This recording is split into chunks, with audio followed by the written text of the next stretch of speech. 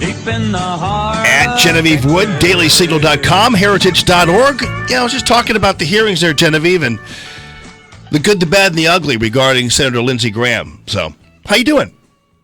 Doing well. I actually caught a good chunk of Lindsey Graham's remarks yesterday as well. Yeah, it was hard because you'd be like, oh, that's really good. Then you'd be like, oh, the tone in which he's delivering this was so annoying. But then he obviously made some good points, I thought, from if you're pro-life, from a policy perspective. And he was using his platform well there, but yeah, it was kind of a mixed bag. Yeah, I think he was able to, in a crafty way, be able to blow out of the water this argument somehow that Gorsuch was going to be confirmed, and then suddenly everybody's going to be in back alleys. He also addressed the waterboarding thing, but why do you have to mention him being impeached? I mean, why do you even have to talk about that? So if we have laws on the book that prevent waterboarding, do you agree with me that the Detainee Treatment Act prevents waterboarding? Yes, Senator, that's my recollection of it. Firmly. So in case President Trump is watching, which it may very well be, one, you did a good job picking Judge Gorsuch. Number two, here's the bad part. If you start waterboarding people, you may get impeached. Yeah. I guess it's a good point, but I mean, this idea that President Trump became the butt of just these sideswipe jokes from Senator Graham just drove me nuts.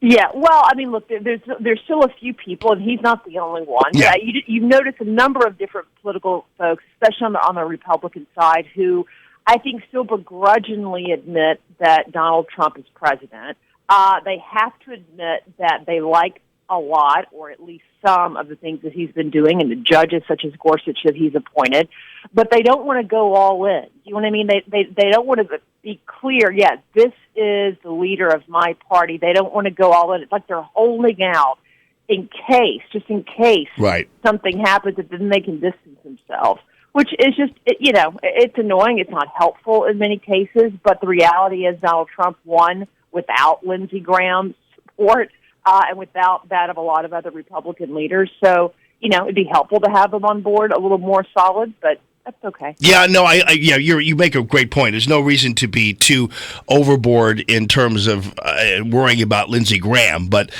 nonetheless, speaking of worrying, is there any concern at all that Gorsuch will not be confirmed? Unless there is something really crazy out there that none of us know about, Jamie, I don't think so. I went over to the hearing yesterday, not actually inside the hearing room, but to interview some folks who were on the inside, just getting their take, legal experts. And they say, and we've heard this before, this person's rock solid, ironclad, there's nothing in their background, and then boom, something happens. But everybody seems to feel that way about Gorsuch, and then he truly does have support from maybe not both sides of the aisle in terms of Senate, but you don't have to have that because there are a majority of Republicans, and they all seem to be supporting him. But, the very first day, you have a Republican and a Democrat senator introducing him. You have, a former Obama administration official who is definitely on the left, who spoke very highly of Judge Gorsuch.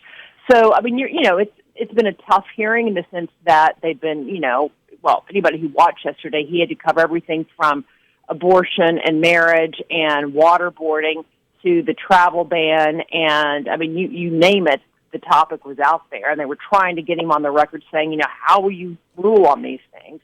But I thought he handled himself quite well overall, and I think the senators today have another 20 minutes each of asking questions. Tomorrow you'll have, 20-some-odd witnesses come through. Some will be pro, some will be against, but I don't see anything happening that takes away from the majority of Republican votes that he's going to get, which is what he needs. The Democrats may decide to do some filibustering, but at the end of the day, he's going to get through. Yeah, it sounds like it. And I was just trying to explain too. They nitpicked and they were trying to come up with everything. And I admire their tenacity on the Democrat side, but they just couldn't pull it off. And that's their job. Yeah. The job is to pose the questions for people to think about. I think that they were a little silly knowing he's not going to say, yes, here's how I would rule an X case. It's kind of known as the Ginsburg rule. When Judge Ginsburg went through this process, she did that. She's like, I'm not going to tell you, how I would rule if a case came up to me that was challenging Roe v. Wade. That's not the role of the judge to say in advance. My job is to tell you how I view the law, and and she was right about that. Yeah, and that's what I think he's been doing as well. But look, they've got a base to play to, and to try to show that we're doing what we can do. But they have to be careful they don't overstep their bounds. Yeah, no doubt about it. All right, speaking of votes, tomorrow is the big House vote on the revamp or whatever I don't know even what people are calling it. What are they calling it over at Heritage? Is it Obamacare 2.0? Is it Trump Care? Is it? Well, we're calling it. I mean, we're just basically saying it's not a full repeal of Obamacare. It's not a real repeal of Obamacare. And Heritage Action, my sister organization with the Heritage Foundation, has announced yesterday they're going to key vote against it. I mean, Jamie, it doesn't repeal the main structure of Obamacare that changed our system fundamentally and that drove up prices. And that's the heavy regulations that they put on insurance plans. When that's where they took the private market and basically said it's now a public product. And if you keep it that way, there's nothing that keeps the government from reaching back in and saying, we want to add on this, we want to add on that regulation. I mean, yes, I don't think Tom Price, the Secretary of HHS, is going to do that. But, there may come a day when there's another Secretary of HHS, and you've left the structure in place for that next secretary and that next administration to do what they want. And at the same time, you haven't done anything to lower the cost. I know they're talking about costs coming down, 10 years from now, but that's before they continue to go up first and then come down perhaps somewhat. So they aren't repealing Obamacare. They can call it repeal and replace.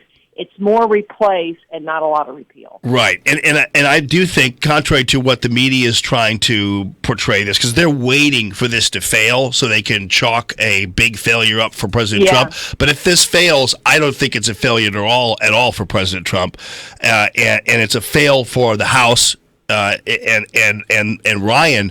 But I respectfully disagree. I agree with people who, I mean, you're spot on. I mean, they can go back to the drawing board and do it again. I mean, they should have started from a stronger position. This idea that it's going to get so much better in the Senate. When does anything usually get better in the Senate? Yeah, I wish they could point that out. So, but it will be. We'll see how it goes. But, I think they're on the fence in terms of number of votes. I know they say they have the votes, but that's what people always say when they want that to be the case.